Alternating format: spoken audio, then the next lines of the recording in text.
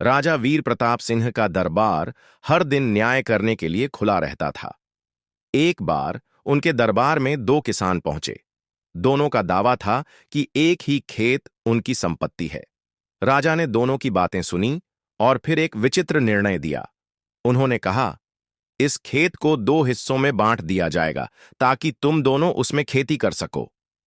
पहला किसान बहुत खुश हुआ, लेकिन दूसरा रो पड़ा। उसने राजा से विनती की, महाराज, यह खेत मेरा नहीं, इस किसान का है। इसे मत बांटिए, यह इसके पूर्वजों की धरोहर है। राजा समझ गए कि सच्चा मालिक कौन है।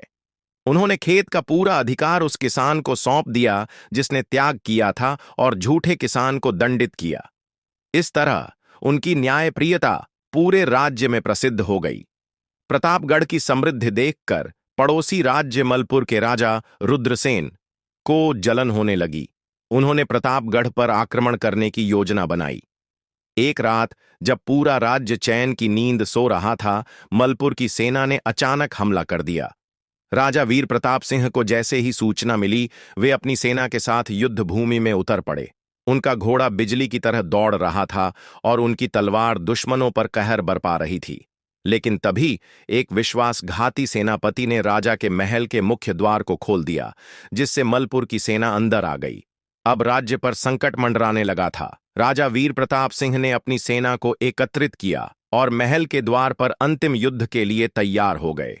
उनके शब्दों ने सैनिकों में जोश भर दिया।